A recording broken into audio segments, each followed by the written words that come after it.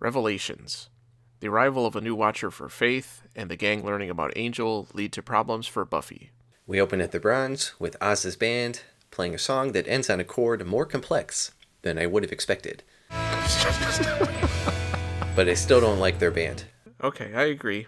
And we get some awkwardness between Xander and Willow. Because remember, they're attracted to each other and want to do stuff. For some reason. Yeah. I was going to say because the writers decided that's what should happen now. They start to talk about Buffy and how she's acting strange, which is odd for some reason because she's never acted strange before.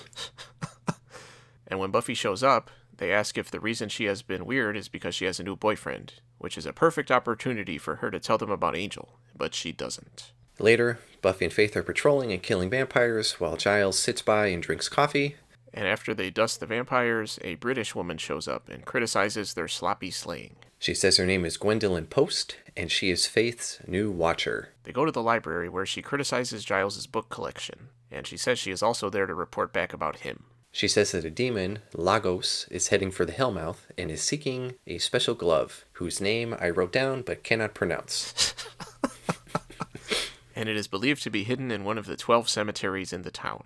Buffy goes to do Tai Chi with a shirtless Angel, which turns into a self-parody romance scene. And they almost make out before Buffy realizes that maybe shirtless Tai Chi with a love interest could lead to intimacy. Giles sets Willow and Xander to trying to find the location of the glove in the books, but they decide that making out is more important. And Giles interrupts to tell them he found the location. So Xander goes to check it out. Faith and Buffy are checking out the cemeteries, and Faith tries to get Buffy to talk about Angel, but she declines. And then Faith goes to check out a cemetery by herself and runs into Lagos, who keeps beating her up without even trying. And he leaves when he doesn't find the glove. Xander spots Angel, who he follows, and finds him making out with Buffy, which goes on for about 20 minutes. And Angel reveals to Buffy that he has the glove Lagos is searching for, and he says once you put it on, you can never take it off, which seemed par for the course for demon stuff. Giles reassures Post about how reliable Buffy is, when Xander busts in to tell him about how Buffy is secretly hanging out with Angel. I like that when Post was chastising Giles, how they worked the sound of the T into that scene. Pictures are fun to look at, Mr. Giles, but one really ought to read the nice words as well. Ah, yes. Some tea, perhaps.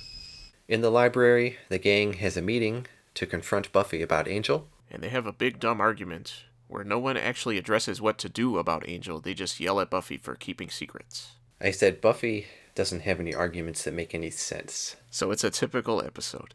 Yeah. Eventually Giles steps in and sends them all to their classes, but then once it's just Buffy, he tears her a new one. Chastising her for being a complete, incompetent idiot and not taking her job seriously. I'm glad this show is centered around her. And it bugged me that when they were talking about Angel, they kept talking as if he was the one who did everything and not Angelus. That would be like if you were possessed and you killed somebody while you were possessed, and then they were blaming you for it. It's like, I didn't fucking do it. I was possessed. That's my defense every time, and it's worked so far. Post visits Faith, who says even though Faith might hate her, she's going to make her a better Slayer. And she not so subtly implies that Giles and the others don't see her as a part of their group. And I wondered, is Giles paying for her apartment, or what's going on there? That's not something I thought about. At school, Buffy talks to Willow about her plan to kill Lagos. And Willow brushes off Buffy keeping secrets because she's keeping secrets of her own. And I like how they talk about killing someone right out in the crowded hall. It's pretty realistic.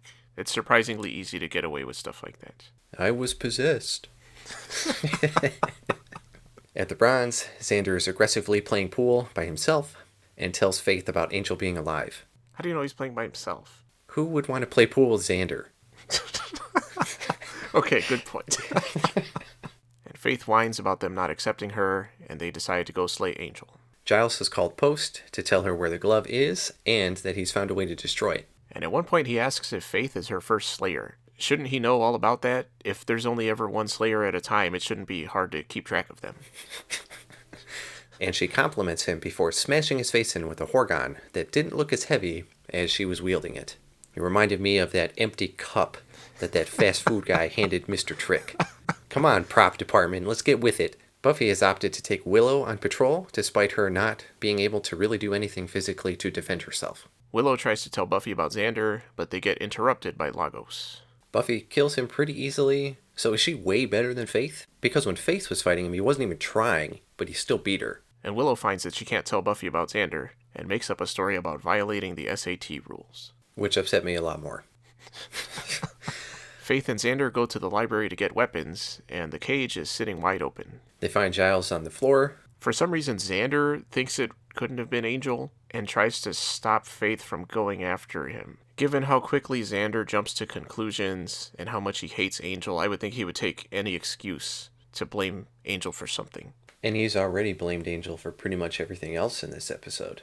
And there's no reason Faith shouldn't still go after him, from Xander's perspective. Well, he's also a vampire. Yeah, but he has a soul again. Are you telling me you're on their side that they should kill Angel? Well, I mean, from a story perspective, yes, I wish Angel was dead. No, I'm not saying I'm on their side. I'm just playing devil's advocate here. Okay. From right on top of the hell mouth. Don't put that in. That's a dumb joke. Angel is performing some kind of ritual involving different colored fire. Buffy and Willow make it to the library while the medics are wheeling Giles out, and Xander brings Buffy up to speed. And Giles tells Buffy she needs to destroy the glove with living flame before they take him away. Okay, Xander brings Buffy up to speed, so she goes to stop Faith from killing Angel. And Xander was very antagonistic in this scene, despite apparently feeling that it was an Angel that hurt Giles. Why is she still friends with him? Why is anybody still friends with him? Why was anybody friends with him to begin with? Why do you think he was playing pool by himself? Post shows up to Angel's place and claims she's there to help him destroy the glove. She just walks in openly, and for some reason, Angel just lets her walk in openly when he's in the middle of something super important. He tells her the glove is in a nearby trunk, and conveniently turns around for some reason, allowing her to shovel him in the back of the head. And once she realizes he's a vampire, and that didn't kill him, she tries to stake him, but he chucks her into a wall. Faith comes in and sees Angel menacing her, and they fight. And Faith's stunt double, as usual, is very over-theatrical. Buffy shows up to stop Faith, and then their stunt doubles have a huge fight. It was a pretty good fight, though. I agree, and it goes on for a while. Yeah. Back at the library, Willow and Xander prepare the ingredients to destroy the glove, and then they immediately show up at the right location. I guess this place is right next to the school. Or the fight was going on for even longer than we thought. They don't get there in time to destroy the Witchblade glove, and Post puts it on and starts palpatining everybody. You will be destroyed. And I like that she alerted Faith to the fact that she is an idiot. Yes. A word of advice. You're an idiot. It did bother me, though, that she said a word of advice, but it's not really advice. It's more of just a fact. Faith distracts her, and Buffy easily slices her arm off with a piece of glass, causing the next lightning bolt to fry her ass.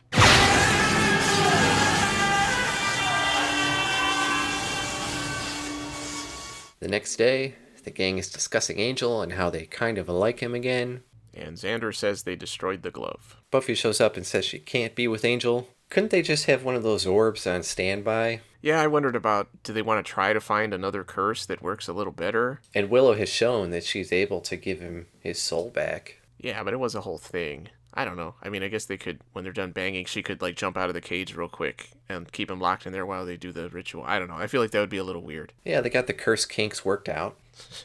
Magic is just science. Giles reveals that Post was a Watcher, but had been kicked out for being evil. And he makes an offhand comment about vaguely remembering a memo, but how the hell did he not know that? More and more, I'm starting to think that Giles is not as competent as he initially seemed. Agreed. Buffy visits Faith at her apartment. And she's pissed about everybody keeping secrets and rejects Buffy's olive branch. As Buffy leaves, she tries to tell her something, but ends up not saying anything. The end. Revelations. Overall, I like Post's introduction. She had a good presence, and it's a shame that characters like her and Mr. Platt are wiped out as soon as they show up. While the main cast is there, it doesn't mean that others can't become secondary players. It keeps things a little too simplistic. I agree. I use simplistic because I knew you were going to say Yeah. Thankfully, Angel being back is out in the open, but I know we're just going to get a bunch of melodrama with that. I mean, they literally made out shirtless in this episode. They weren't both shirtless. Yeah. I mean, it could have been better, I guess. And I assume that the arguments that came up in this episode will continue to come up even after they are resolved. That's good. Yeah. It was nice of Faith to show up and actually have some character development. The fact that she's not all in with the gang gives me hope that it will go somewhere and will be interesting. Oh, I thought you were going to say hope that she would kill some of them. That could happen too. That would qualify as interesting. I like the climax with the Witchblade glove and everybody showing up with their own assumptions, but as is typical, no one makes a clarifying statement that could clear the air and decides instead to pull that comic book thing of, there's no way I'm going to listen to you, let's just fight. It was very dumb that Giles never did any confirmation from the Watcher Council on his own and just took Post's explanation for granted. Does that mean that pretty much anybody could show up and say, I'm here to help, and everybody will just run with it? Is the only qualification making one of the gang members feel insecure? Because that's not that hard. But overall, I thought a lot of developments were made, and there is potential. So I did give this one a B. Dang. Alright. I gave it a C+. I didn't think it was bad, but I thought it was nothing special.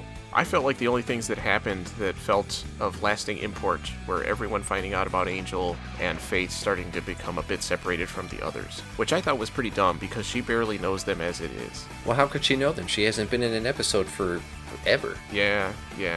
I agree that Mrs. Post was a good character, and I wish they hadn't killed her off. She was a great foil for Giles and the others, and it's not surprising that they felt threatened by someone who knew what she was doing, because they are all idiots. And they said it was Mrs. Post. I wonder if they told her husband that she's dead. Probably not. But, okay. Just assuming from these characters. The ending, once Post got the glove, was pretty disappointing given that Buffy defeated her immediately, and the episode carried on with the Giles being a Watcher stuff not making much sense. They even casually brush things off that don't make sense as if we shouldn't care, which just makes it worse. Other than more interesting character arcs, the thing I want the most out of the show right now is more information about the Watchers Council, which I think would make the entire show make more sense. And I thought we were going to get it in this episode, but what little we did get didn't really make sense. Faith, I thought, was at least a little less annoying in this episode, but I'm skeptical that whatever they seem to be setting up there will be interesting, because right now I feel like there's not much going on in the show in general that's very interesting. So you don't have a lot of faith.